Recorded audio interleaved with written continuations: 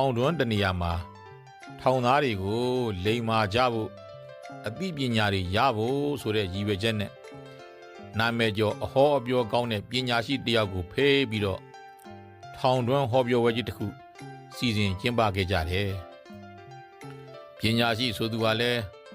ထောင်သားတွေကိုဟောပြောရမှာမို့ဆိုပြီးတော့လက်ခံလိုက်တယ်အဲ့ဒါလို့နဲ့ထောင်သားတွေကိုဟောပြောဖို့နေ့ရောက်လာတဲ့အခါမှာအဲ့ဒီပညာရှိဆရာကြီးဆိုသူဟာထောင်သားတွေကိုဟောပြောဖို့ထောင်သားတွေကြားထဲကနေစင်မြင့်စီကိုတလှမ်းချင်းရှောက်လန့်လာခဲ့တယ်စင်မြင့်နှမ်းရောက်လို့စင်မြင့်လှေကားပေါ်ကိုတက်လိုက်တဲ့အခါမှာတော့လှေကားတက်မှာချေးချောပြီးတော့လဲကျသွားခဲ့တယ်အဲ့ဒီအခါမှာထိုင်းနေကြတဲ့ထောင်သားတွေကဟာဟင်းဆိုပြီးတော့ဆရာထပါလို့អော်တဲ့သူကအော်ပြေးလာပြီးတော့ဝိုင်းထူတဲ့သူကထူပေါ့ဆရာဆိုသူကတော့အေးဆေးသက်သာစွာနဲ့ပဲကိုယ့်ဘာသာကိုပြောင်းထလိုက်နိုင်တယ်ထပြီးတဲ့အခါမှာတော့သူဟာမဟောပြောတော့ဘဲနဲ့ပြန်တော့မယ်ဆိုပြီးတော့လှုပ်တော့ထောင်သားတွေကဆရာဟောပြောပါအောင်လို့ဝိုင်းတားကြတယ်ဆရာဟောပြောတာကိုနားထောင်ခြင်းလွန်းလို့ကျွန်တော်တို့ခုလူပွဲကြီးဖြစ်အောင်ကြိုးစားထားရတာပါလို့ဝိုင်းတောင်းပန်ကြတော့ပညာရှိဆရာကြီးကကျွန်တော်ပြောဟောပြီးပါပြီလို့ပြောလိုက်တဲ့ဒီတော့လေထောင်သားတွေကဘယ်တော့မှပြောလိုက်တာလဲဘာတွေပြောလိုက်လို့လဲမပြောရသေးပါဘူးဆရာဆိုပြီးတော့တယောက်တစ်ပေါက်ပြောကြပြန်တာပေါ့အဲ့ဒီအခါမှာပညာရှိဆိုတဲ့ဆရာကြီးကကျွန်တော်ခုနကစင်မြင့်မော်တက်မဲ့အလုပ်လှေကားပေါ်မှာချေချော်လဲကျသွားခဲ့တယ်အဲ့ဒီအခါခင်ဗျားတို့ကထပါဆရာပြန်ထပါဆရာဆိုပြီးတော့အားပေးကြတဲ့သူတွေရှိသလိုကျွန်တော်ကိုဝိုင်းထူဖို့လဲလုပ်ကြတယ်မဟုတ်လားဒါဟာခင်ဗျားတို့ကျွန်တော်ဟောပြောလိုက်တာပါပဲလူတိုင်းဟာကလေးဘဝကစားပြီးတော့လူတိုင်းလဲကြဘူးတယ်လဲမကြဘူးသူလို့ရှိမှာမဟုတ်ဘူး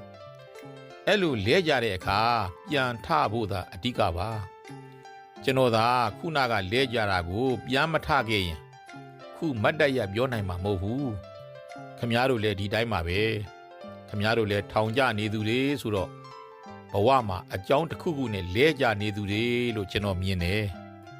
အဲ့ဒီလဲကြနေတာကိုပြန်ထကြပါပြန်ထနိုင်ခဲ့ရင်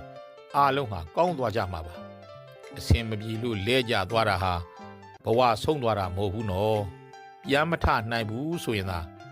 ဘဝကရှုံးသွားမှာထောင်ကထွက်တာနဲ့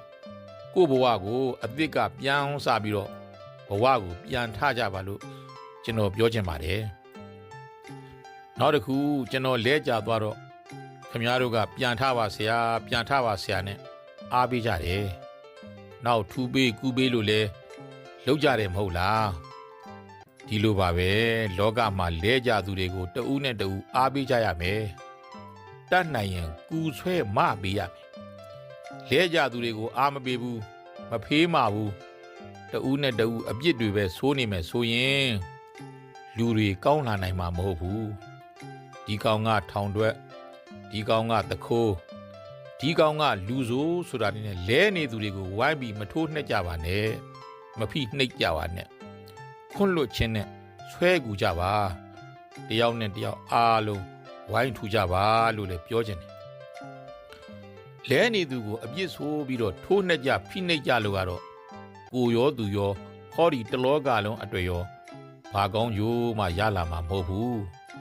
ဘာမှမတော်တဲ့ဘာမှဆက်ဆက်မှုမရှိတဲ့ကျွန်တော်ကိုတောင်းခင်ဗျားတို့ကထပါဆရာ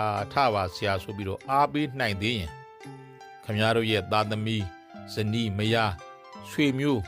ဝန်းညွင်တွေကိုဘာကြောင့်အားမပေးနိုင်ရမှာလဲဒါကြောင့်ကျွန်တော်ခင်ဗျားတို့ကိုအတူတူပြောခဲ့ခြင်းတဲ့စကားလေးနှစ်ခွန်းကတော့နံပါတ်1လဲကြရင်ပြန်ထပါပြန်ထပြည့်အောင်ထပါလဲကြတာကဘဝရှုံးတာမဟုတ်ဘူးပြန်မထတာကတော့ဘဝရှုံးတာပဲနံပါတ်2လဲကြသူတွေကိုအပြစ်မဆိုမိပါစေနဲ့